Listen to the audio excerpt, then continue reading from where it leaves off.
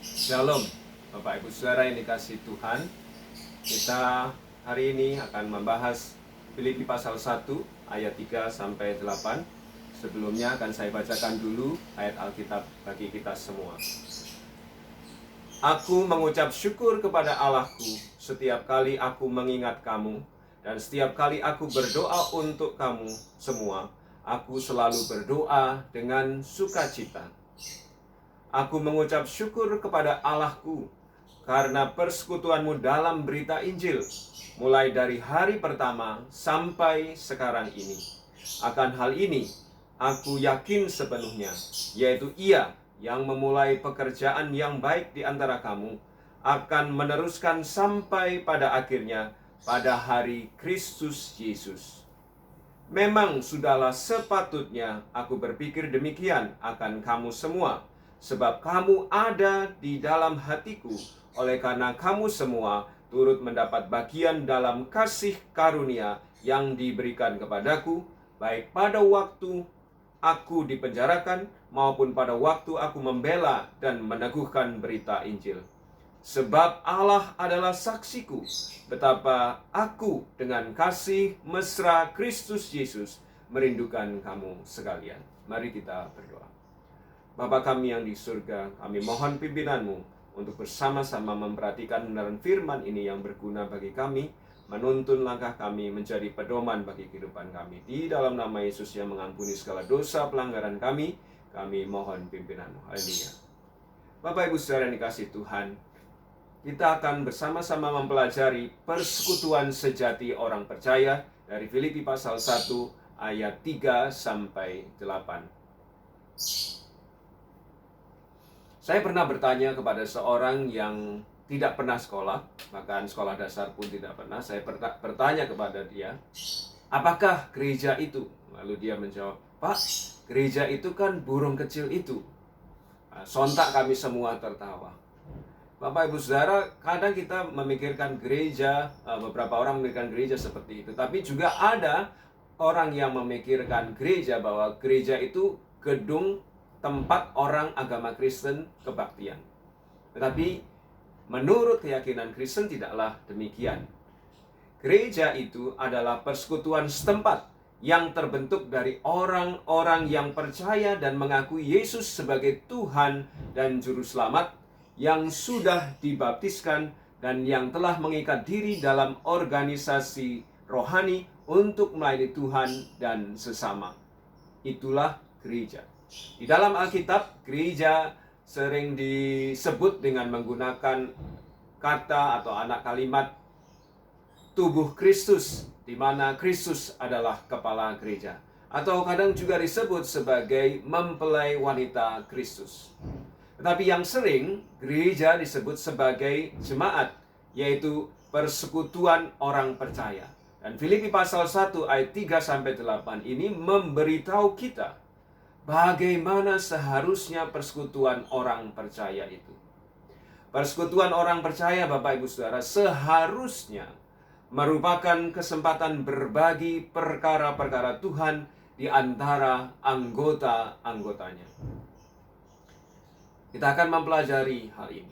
Yang pertama, persekutuan orang percaya itu seharusnya saling mendoakan. Di ayat 3-4 tadi dikatakan atau saya baca, aku mengucap syukur kepada Allahku setiap kali aku mengingat kamu, dan setiap kali aku berdoa untuk kamu semua, aku selalu berdoa dengan sukacita. Bapak Ibu Saudara yang dikasihi Tuhan, ketika Paulus menulis surat ini, Paulus menulis di penjara di Roma, sehingga dia terpisah jauh dari jemaat Filipi. Meskipun demikian, rupanya belenggu yang menghalangi Paulus untuk bertemu secara langsung dengan jemaat Filipi rupanya tidak dapat menghentikan Paulus untuk memikirkan jemaat Filipi. Dia memikirkan mereka. Ingatannya akan jemaat Filipi membuat Paulus penuh dengan ucapan syukur. Membuat Paulus penuh dengan ucapan syukur dan sukacita, karena ternyata Allah terus bekerja atas mereka. Nah, pikiran itu Bapak Ibu Saudara membawa dia akhirnya berdoa bagi kepentingan jemaat Filipi. Jadi kita melihat di sini ingatan Paulus tidak membuatnya lantas hanya merindukan, tetapi membuatnya bergerak lebih jauh mengarah kepada Tuhan, yaitu mendoakan jemaat Filipi. Bapak Ibu Saudara, dari sini kita dapat menarik satu pelajaran. Pokok pertama dari pembahasan pagi ini adalah persekutuan orang percaya harusnya saling mendoakan. Menjadi bagian dari sebuah jemaat harus siap dengan tanggung jawab untuk saling mendoakan. Teknisnya terserah Bapak Ibu Saudara. Kita setiap kali kita mengingat saudara seiman kita bisa mendoakan mereka. Efesus 6 ayat 18 memberitahu kita, berdoalah setiap waktu di dalam roh. Bagaimana kita bisa berdoa setiap waktu di dalam roh? Ini artinya tidak harus tutup mata, tetapi kita bisa mendoakan saudara-saudara seiman kita. Tiap kali kita mengingat mereka, kita mendoakan mereka. Biasanya kalau saya berkendara dengan motor atau dengan mobil dan sendirian, daripada saya memikirkan yang lain-lain, lebih baik saya memikirkan jemaat yang saya kasih, lalu mendoakan mereka, menyebut nama mereka, menyampaikan pergumulan mereka kepada Tuhan sambil saya mengemudikan mobil. Mungkin teknik atau cara itu bisa Bapak Ibu Saudara tempuh ketika mengingat saudara seiman yang membutuhkan dukungan doa kita bisa mendoakan mereka.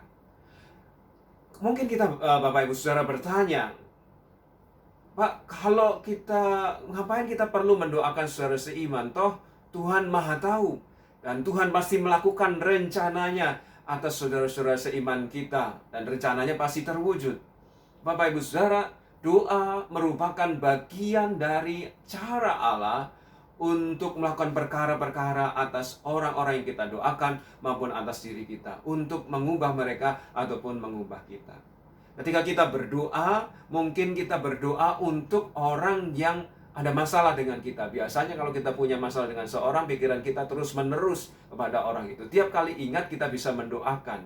Dan ketika kita mendoakan, bukannya makin membenci, tetapi kita menjadi makin mengasihi. Ini berarti mengubah kita, tetapi juga bisa mengubah orang yang kita doakan. Jadi doa menjadi cara Allah untuk melakukan perkara atau rencananya atas hidup orang yang kita doakan maupun atas hidup kita.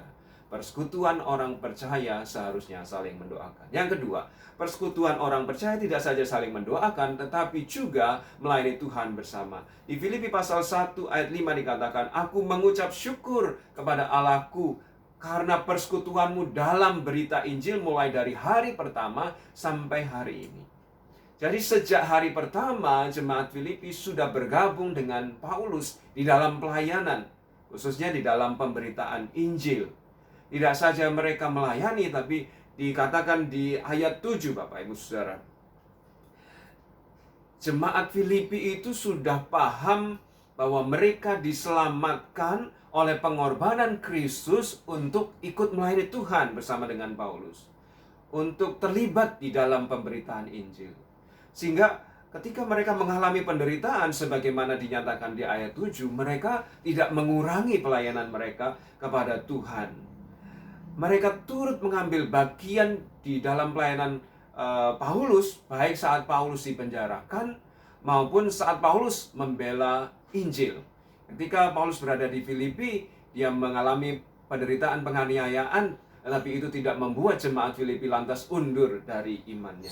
Bahkan di ayat 29 ditulis bahwa mereka mendapat karunia untuk menderita bagi Kristus. Saya bacakan untuk Bapak Ibu Saudara sekalian di ayat 29 dikatakan demikian. Sebab kepadamu dikaruniakan bukan saja untuk percaya kepada Kristus, melainkan juga untuk menderita untuk Dia. Bapak Ibu Saudara, rupanya jemaat Filipi begitu bergabung di dalam jemaat itu atau begitu percaya kepada Yesus, mereka paham mereka harus melayani Tuhan, bahkan mereka rela untuk ikut menderita bagi Tuhan. Bapak Ibu Saudara yang dikasihi Tuhan, kalau begitu, sebagai bagian dari persekutuan orang percaya, kita harusnya sadar Kristus menyelamatkan kita bukan sekedar untuk menambah jumlah kehadiran di dalam gedung gereja kita, bukan sekedar supaya kita hidup bahagia untuk diri kita sendiri. Tidak. Kristus menyelamatkan kita untuk bisa melayani Tuhan sesuai kemampuan karunia yang Tuhan percayakan kepada kita, jika perlu untuk menderita bagi Tuhan. Secara jasmani mungkin, secara perasaan mungkin, secara materi ataupun keuangan mungkin saja. Karena orang yang terlibat di dalam pelayanan itu pasti ada unsur menderitanya. Kalau saudara melayani, orang lain mungkin bisa enak-enak di rumah, tetapi saudara harus meluangkan waktu, meluangkan tenaga. Mungkin saudara kurang enak badan, tetap harus melayani, itu pengorbanan fisik. Atau saudara melibatkan uang saudara, itu pengorbanan materi. Ataupun kalau sudah melayani tetapi orang tidak suka dengan kualitas pelayanan, lalu mereka memarahi kita, itu berarti kita mungkin mengalami korban perasaan. Bapak Ibu Saudara kasih Tuhan, melayani ada unsur penderitaannya, tetapi orang percaya diselamatkan untuk melayani Tuhan. Tidak ada yang menjadi penonton saja. Menjadi bagian dari persekutuan orang percaya berarti harusnya siap untuk melayani Tuhan apapun bagian yang dipercayakan kepada Bapak Ibu Saudara. Yang ketiga, persekutuan orang percaya tidak saja saling mendoakan, melayani Tuhan bersama-sama, tetapi juga harus meyakini bahwa Tuhan mampu mengubah. Kalau Bapak Ibu Saudara ada kesempatan membaca Kisah Para Rasul pasal 16 ayat 13 sampai 40, jemaat Filipi itu dimulai dari seorang wanita karir, pebisnis yang mendengar penjelasan Paulus lalu percaya, namanya Lydia. Lalu juga ada ketika Paulus mengalami penganiayaan, Paulus dipenjara di kota Filipi itu. Lalu akhirnya Paulus menyanyi memuji Tuhan dan terjadi gempa.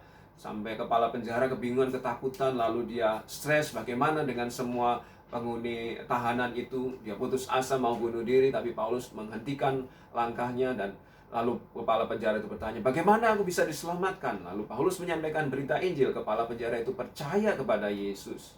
Dan akhirnya kepala penjara dan keluarganya memberikan diri untuk dibaptiskan. Jadi ada keluarga Lydia dan keluarga kepala penjara. Tapi sebelum ada peristiwa pemenjaraan Paulus itu, ada seorang gadis yang memiliki roh tenung, yang selalu mengikuti Paulus dan rekan pelayanannya, sehingga akhirnya Paulus kemudian mengusir roh jahat itu dari seorang gadis itu. Kalau gadis ini juga ikut percaya kepada Yesus, maka jemaat mula-mula dari jemaat Filipi ini terdiri dari orang-orang itu. Dan mungkin bertambah lagi dengan orang-orang yang lain. Apakah mereka ini, katakanlah 3 keluarga ataupun keluarga-keluarga yang lain ditambahkan, apakah mereka ini selalu cocok bersama? Tentu tidak, Bapak Ibu Saudara. Kita saja pasti punya perbedaan. Sehingga kalau tidak selalu cocok bersama, lantas Paulus menulis Filipi pasal 1 ayat 6 yang akan saya bacakan untuk Bapak Ibu Saudara. Filipi pasal 1 ayat 6. Akan hal ini aku yakin sepenuhnya, yaitu Ia yang memulai pekerjaan yang baik di antara kamu akan meneruskannya sampai pada akhirnya pada hari Kristus Yesus. Paulus menulis ayat 6 berarti dia yakin kalau orang Filipi atau jemaat Filipi sudah diselamatkan oleh Yesus, maka mereka juga pasti akan disempurnakan, termasuk dipoles, diperbarui seperti seorang penjunan membentuk tanah liat menjadi sebuah keramik atau sebuah hiasan yang indah. Jadi orang percaya di Filipi pasti akan diproses Tuhan untuk menjadi lebih baik. Sehingga dari sini kita memahami bersama-sama bahwa dalam jemaat Bapak Ibu Saudara pasti ada orang yang berbeda kepribadian dengan kita, berbeda latar belakang dengan kita, berbeda pendapat dengan kita, berbeda cara pelayanan dengan kita. Dan seringkali termasuk saya, kalau ketemu orang yang berbeda itu kita tergoda untuk mengubah orang itu menjadi sesuai kemauan kita. Sehingga bisa jadi orang itu tidak terima dan akhirnya persekutuan menjadi terganggu. Karena kita mencoba memaksakan, kamu harus seperti mau saya. Bapak Ibu Saudara, dari kebenaran Filipi pasal 1 ayat 6 ini, kita mengetahui bahwa menjadi bagian dari sebuah jemaat harus sadar bahwa mengubah orang lain itu bukan tanggung jawab utama orang percaya, tapi itu pekerjaan Kristus. Sehingga kita tidak perlu sampai akhirnya stres untuk mengubah orang lain menjadi seperti mau kita. Itu pekerjaan Kristus. Kita harus menyadari itu. Kita harus meyakini bahwa Tuhan mampu mengubah diri kita, sama seperti juga Tuhan mampu mengubah orang yang berbeda dengan kita untuk sesuai dengan kehendak Tuhan menurut waktu dan caranya, bukan menurut kemauan kita. Jadi kita harus pahami poin ketiga ini juga. Poin keempat, Bapak Ibu Saudara dikasih Tuhan. Persekutuan orang percaya juga harus siap berbagi karunia Allah. Bapak Ibu Saudara yang mengetahui latar belakang Paulus tahu bahwa dulu namanya Saulus. Dia dulu seorang penganiaya jemaat, tetapi dalam perjalanan ke Damsyik untuk menganiaya jemaat, dia ditemui oleh Tuhan Yesus. Yesus mengatakan kepadanya, Saulus, Saulus, mengapa engkau menganiaya aku? Padahal Saulus waktu itu hendak menganiaya orang Kristen, orang percaya. Tetapi Tuhan campur tangan menyelamatkan orang percaya dan membuat Saulus itu bertobat. Saulus diselamatkan lalu menjadi pemberita Injil. Itu merupakan kasih karunia, itu merupakan anugerah. Coba kalau Paulus tidak mendapat anugerah dari Tuhan, Paulus pasti mati masuk neraka. Paulus pasti tidak akan menikmati kesempatan menjadi pemberita Injil. Di ayat 7, Bapak Ibu Saudara dikatakan, memang sudahlah aku sepatutnya berpikir demikian akan kamu semua, sebab kamu ada di dalam hatiku, oleh karena kamu semua turut mendapat bagian dalam kasih karunia yang diberikan kepadaku, baik pada waktu aku dipenjarakan maupun pada waktu aku membela dan meneguhkan berita Injil. Kamu semua turut mendapat bagian dalam kasih karunia. Itulah yang dirasakan Paulus atas jemaat Filipi. Paulus menganggap jemaat Filipi adalah orang yang turut mendapat bagian dalam kasih karunia sama seperti dirinya. Itulah sebabnya Paulus tidak menganggap dirinya lebih hebat dari jemaat Filipi. Dia ada karena anugerah Allah dan juga karena anugerah jemaat Filipi, karena anugerah orang percaya lainnya. Kalau orang percaya lainnya tidak memberi kesempatan kepada Paulus, mungkin cerita tentang Paulus akan berbeda dari yang kita terima saat ini. Sehingga Bapak Ibu Saudara dikasih Tuhan, Paulus makin rendah hati. Dia melihat jemaat Filipi setara dengan dirinya, dia tidak merasa lebih hebat dari jemaat Filipi. Dan dia melihat jemaat Filipi sebagai kawan yang memiliki status yang sama di dalam kasih karunia Allah. Di 1 Korintus 15 ayat 19, Paulus menyatakan, itu surat yang ditulis oleh Paulus, ia terkecil di antara para rasul. Bandingannya terkecil di antara para rasul. Lalu di Efesus pasal 3 ayat 8, dia melihat dirinya, saya paling hina dari semua orang kudus. Dari semua orang percaya, Paulus paling hina. Yang tadi di antara para rasul dia paling kecil. Sekarang di antara semua orang percaya dia paling hina. Tapi di surat-surat terakhirnya di 1 Timotius pasal 1 ayat 15, Paulus menulis, aku adalah orang yang paling berdosa dari semua umat manusia. Saudara, kasih karunia atau anugerah Allah membuat Paulus makin rendah hati melihat dirinya dan juga makin menganggap orang lain lebih baik, lebih penting ataupun setara dengan diri. Dia tidak menganggap mereka lebih rendah. Sehingga sebagai penerapan Bapak Ibu Saudara, poin keempat ini memberitahu kita bahwa persekutuan orang percaya harus belajar berbagi kasih karunia dengan saudara seiman. Ini mengajarkan kita untuk rendah hati di dalam memandang diri kita sendiri, bahwa kita membutuhkan anugerah Tuhan dan juga membutuhkan anugerah dari saudara seiman kita. Kalau kita berbuat salah, kita ingin diampuni oleh Tuhan, tetapi juga kita tidak ingin diingat kesalahan oleh saudara seiman kita. Sama seperti itu, saudara seiman kita pun ingin diampuni kesalahannya oleh Tuhan. dan juga tidak ingin diingat kesalahannya oleh saudara seiman yang lain termasuk oleh kita. Sehingga kita menerima anugerah, kita juga berbagi anugerah kepada saudara seiman kita. Menjadi bagian dari persekutuan seharusnya tidak mudah menghakimi orang lain, tetapi berusaha membagikan anugerah dari Tuhan itu dengan cara berusaha memahami orang itu sehingga kita sabar dan memberi kesempatan orang itu untuk bertumbuh sesuai dengan kehendak Tuhan. Bapak Ibu Saudara, itulah seharusnya persekutuan orang percaya. Tetapi ada yang kelima. Persekutuan orang percaya juga seharusnya siap berbagi kasih mesra. Ayat 8 dituliskan di sana, sebab Allah adalah saksiku betapa aku dengan kasih mesra Kristus Yesus merindukan kamu sekalian. Merindukan kamu sekalian. Kata kasih mesra di sini Bapak Ibu Saudara menunjuk pada organ paling dalam. Kalau bahasa Inggrisnya adalah bowel, atau mungkin dalam bahasa sehari-hari jeroan, bagian yang paling dalam. Maksudnya di sini Paulus seluruh isi hatinya, unsur perasaan Paulus terlibat bahwa dia sungguh-sungguh mengasihi jemaat Filipi. Dia mengasihi mereka sampai dia menulis bahwa atau tidak merasa tabu bahwa dia menyatakan, aku sungguh rindu kalian, ingin ketemu kalian. Bapak Ibu Saudara dikasih Tuhan, kasihlah yang menyatukan Paulus dan jemaat Filipi. Sampai Paulus sangat rindu ketemu jemaat Filipi. Dan mungkin kita juga sangat rindu saudara seiman kita, karena sudah sekian bulan lamanya kita tidak bisa berbakti bersama-sama.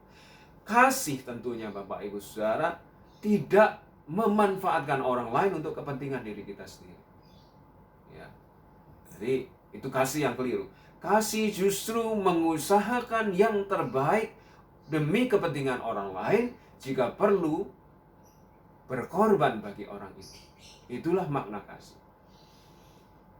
Justru mengusahakan yang terbaik bagi pihak lain, jika perlu berkorban bagi orang itu. Itulah kasih. Nah, kalau Paulus di sini menunjukkan kasih mesra, maka itu terbukti Bapak Ibu Saudara. Dia menunjukkan kasih mesra Kristus. Artinya kasih mesra sesuai dengan teladan kasih yang ditunjukkan Kristus. Kristus mati ketika Paulus masih berdosa. Kristus rela berkorban bagi orang yang sulit dikasihi. Sehingga kasih itu yang mendorong atau membuat Paulus sanggup mengasihi jemaat Filipi. Demikian pula jemaat Filipi sanggup mengasihi Paulus. Paulus rela mendoakan jemaat Filipi pun mendoakan Paulus karena kasihnya. Jemaat Filipi pun rela mengirimkan bantuan keuangan untuk Paulus, dan Paulus terus memperhatikan jemaat Filipi di dalam doa-doanya. Sehingga mereka berbagi kasih mesra. Demikian seharusnya persekutuan orang percaya. Kasih mesra Kristus ini untuk dipraktekkan di dalam kehidupan orang percaya. Menjadi bagian dari sebuah jemaat, Bapak Ibu Saudara, harus mempraktikkan kasih mesra. Kasih mesra Kristus, di mana kita merasa rindu jika tidak bertemu, rindu jika tidak saling melayani. Kasih ini membuat kita tidak ingin saja diberi, maunya menerima terus, enggak. Tetapi kasih mesra ini membuat kita ingin memberi juga, sesuai dengan kemampuan kita. Sehingga menjadi bagian dari sebuah jemaat, kita perlu belajar mempraktekkan kasih Kristus.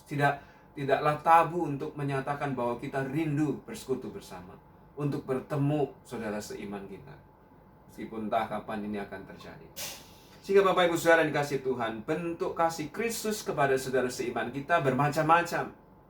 Memang yang paling sederhana tapi punya kuasa yang besar adalah mendoakan. Tetapi bisa juga berupa menyisihkan sesuatu untuk saudara kita, saudara seiman kita yang membutuhkan di dalam masa corona ini, dan berbagi berkat dengan mereka. Kalau Bapak Ibu Saudara bisa melakukan, lakukanlah. Tapi itu salah satu bentuk kasih mesra kita kepada saudara seiman kita yang membutuhkan. Bapak Ibu, sebagai penutup, ketika kita percaya pada Yesus sebagai Tuhan dan Juru Selamat, kita diangkat menjadi anak-anak Allah, sehingga dengan orang percaya lain kita adalah saudara bersaudara di dalam Kristus, kita saudara seiman yang akhirnya membentuk keluarga Allah. Sebagai keluarga Allah, Allah ingin melalui kita, Allah ingin menyatakan kepada dunia bagaimana keluarga Allah seharusnya, atau bagaimana persekutuan orang percaya seharusnya. Persekutuan orang percaya itu seharusnya saling mendoakan, bersama melayani Tuhan, lalu meyakini bahwa Allah sanggup atau mampu mengubah orang lain. Bukan tergantung kemampuan kita mengubah orang, tapi bergantung kepada Allah. Dengan persekutuan saudara seiman, kita perlu saling berbagi anugerah Tuhan dan mempraktikkan kasih mesra Kristus Yesus. Kiranya persekutuan orang percaya di antara kita menjadi persekutuan yang makin sesuai dengan kehendak Kristus. Amin. Mari kita berdoa. Bapa di surga, berkatilah kami semua, supaya kami tidak saja mampu mendengar, tetapi memahami oleh kuasa Roh Kudus-Mu, dan lebih lagi kami mampu mempraktikkan untuk menjadi bagian dari persekutuan orang percaya, untuk saling mendoakan, untuk melayani Tuhan bersama-sama, untuk meyakini bahwa Tuhan sanggup mengubah orang lain, untuk berbagi anugerah dengan sabar menantikan orang lain bertumbuh sesuai waktu Tuhan, dan juga untuk berbagi kasih mesra Kristus. Tolonglah kami menjadi bagian persekutuan orang percaya sesuai kehendak Tuhan. Di dalam nama Tuhan kami Yesus Kristus yang mengasihi kami berdoa. Haleluya. Amin. Shalom. Tuhan memberkati.